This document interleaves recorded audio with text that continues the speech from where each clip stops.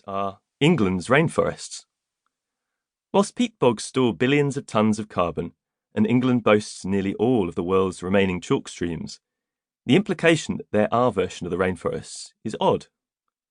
Britain's rainforests are our rainforests.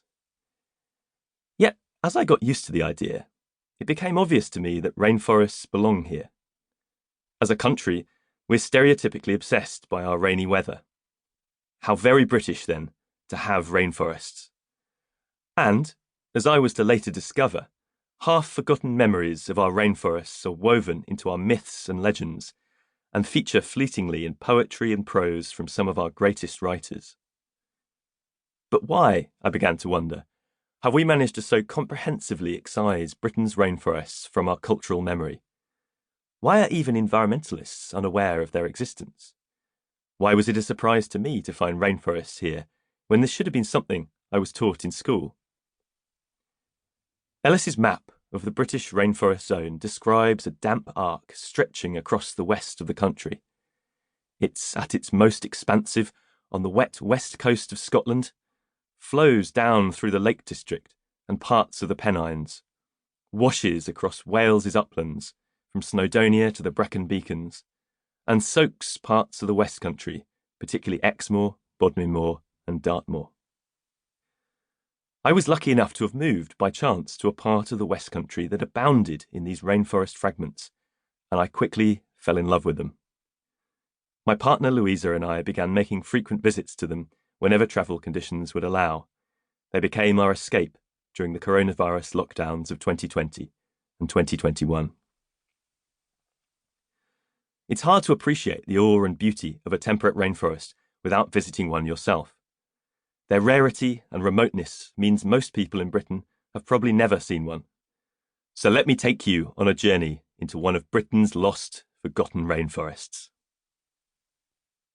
My first abiding memory of visiting one of Britain's rainforests is how lush and green it all was.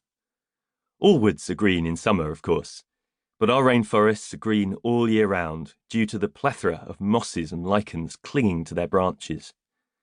Even when the leaves have fallen from the trees, they glow with a verdant luminosity. I remember the earthy smell of fungus and leaf mould, the distant roar of a river in spate, the drip-drip of falling rain. A visit to a rainforest feels to me like going into a cathedral. Sunlight streams through the stained glass windows of translucent leaves, picking out the arches of tree trunks with their halos of moss. They're places that at once teem with life and yet have a sepulchral stillness to them. Small wonder that the Celtic druids once revered them as sacred groves. The trees that make up Britain's rainforests are both familiar and strangely alien.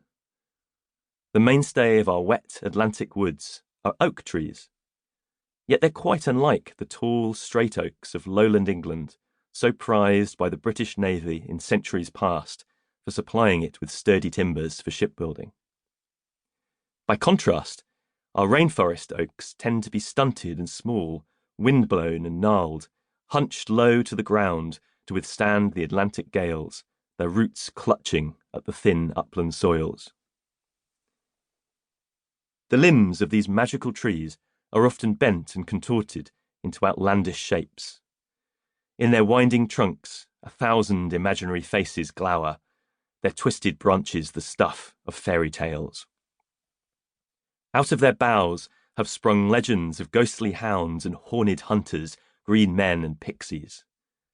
Oliver Rackham, one of the greatest historians of our ancient woodlands, referred to them as the romantic, lichen-hung corkscrew oaks of the deep valleys of Western Britain.